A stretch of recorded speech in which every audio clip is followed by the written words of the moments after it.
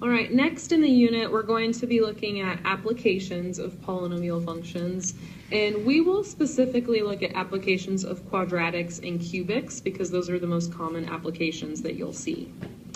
So this first problem says a water balloon is catapulted into the air so that its height in meters after t seconds is modeled by the equation h of t equals negative 4.9 t squared plus 27t plus 2.4. They ask you to sketch the path of the water balloon on a set of axes before you begin answering the questions. So on your notes, we'll go ahead and just draw an x and y axes, and then if you don't have a graphing calculator at home, you would just go ahead and plug this into the graphing calculator. And one of the problems that I'll notice students have is they don't know how big to make the window so that they can see the entire picture. And so one thing that's helpful is if rather than graph it first, you look at the table of values. And if you look at the table, then you can see what x and y values are on the graph so that you know how big to make your window. So here is the table of values. You will notice that like your x values here, those are just standard. So, and that's time in seconds, right? So that would make sense. We don't really need so much of the negatives there because negative seconds doesn't really make sense in our problem. But over here, if you look at the y's, you'll notice that if we do our regular negative 10 to positive 10 screen, we're not going to see very much of the picture. So I'm going to go ahead and change my window to reflect that this is what my table of values is. So here's what I chose for my window. You'll notice my x values I kept basically the same. I decided to cut out some of the negatives because negative time doesn't make much sense for our problem.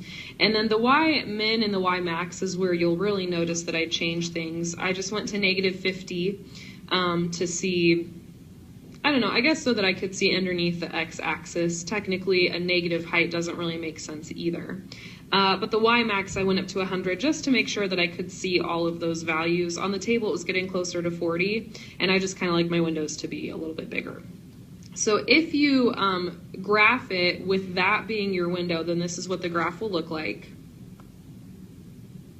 So you can see here is where, sorry, I'm reading it, the water balloon is catapulted. So here's where the water balloon is catapulted, and then it goes up in the air and comes down, and then right around there is where it would hit the ground. And so obviously this part would not be,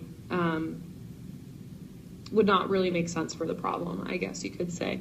So let's go ahead and on your notes draw that on the graph. So we have it's catapulted, goes up in the air, falls down, hits the ground. All right, the first question is how high is the balloon after 1 second? So in this problem that we're solving, when they say how high, they're asking for a y value because the y coordinate is the height. After 1 second is an x value. And these types of problems are nice because they're telling you specifically which x value they want you to plug in. So on your calculator, if you do second trace and option number 1, that is the value button. And value lets you plug in whatever x value you want. And if you were to plug that in on your screen, you want to plug in x equals 1 for 1 second. And when you plug in 1 for 1 second, this is what your calculator screen looks like. So at the time of 1 second, the height is 24.5 meters. So go ahead and write that on your paper.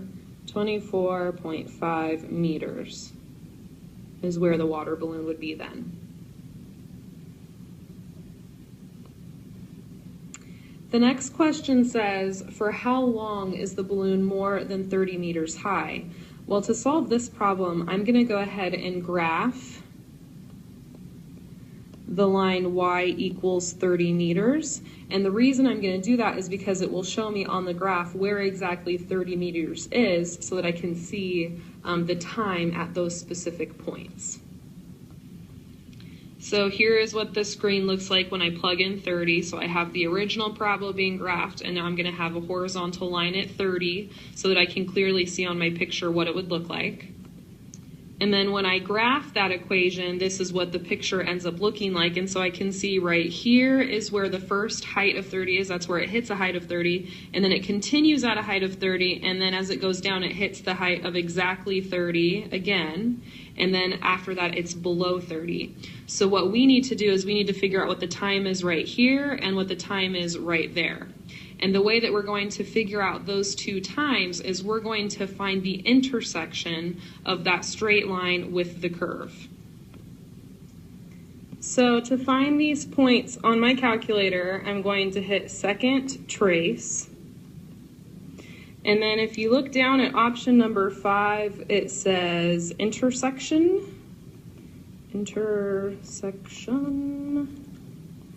And that's how I'm going to find the intersection of those 2 points.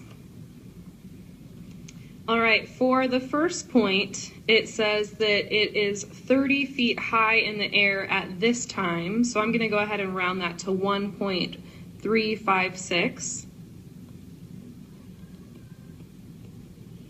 So I've got 1.356 seconds. And then for the other intersection, I have this decimal, so that's 4.154 seconds.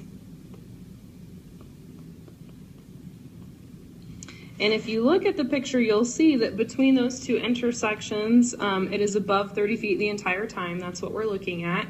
And so if I want to figure out how long the balloon is above 30 feet high in the air, then I just need to subtract those times and figure out where it started being in the air that high, where it ended being in the air that high, and that would tell me how long it was in the air at that height. So all I need to plug into my calculator is 4.154 minus 1.356. So the answer here is it was above 30 meters high for 2.798 seconds.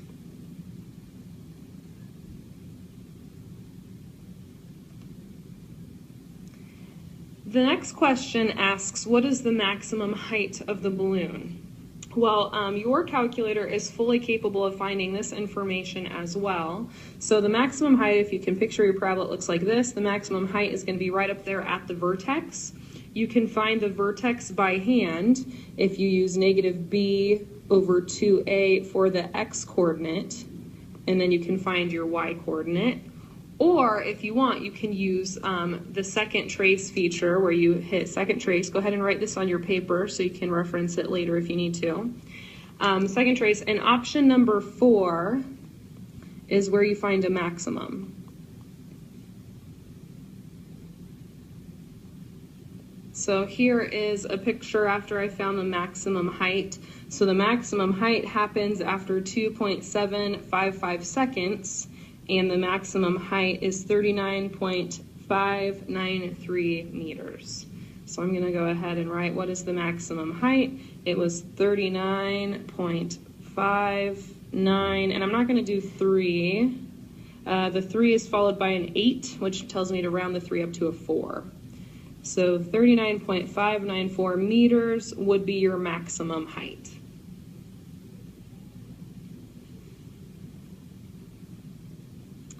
Last, they ask when the balloon will burst as it hits the ground. So to answer that question, we just have to look at the picture, and hopefully this will kind of make sense. This is what your picture looks like. And so over here is where the balloon hits the ground, and so obviously it's going to burst then. So if we look for that on the calculator, that is second trace. And this time it is option number 2, and that is the 0. It is called the 0 of the graph. So we're going to go, it's the x-intercept also. So if we can find that point, then we will know when the balloon bursts as it hits the ground. And of course, when you find this point, the height here is going to be 0 because it's on the ground. And so the question we're answering is when, and so we're looking at the x value, which is the time. And here is a picture of what I got when I found that point. And so the time there would be 5.598 seconds. So 5.598 seconds.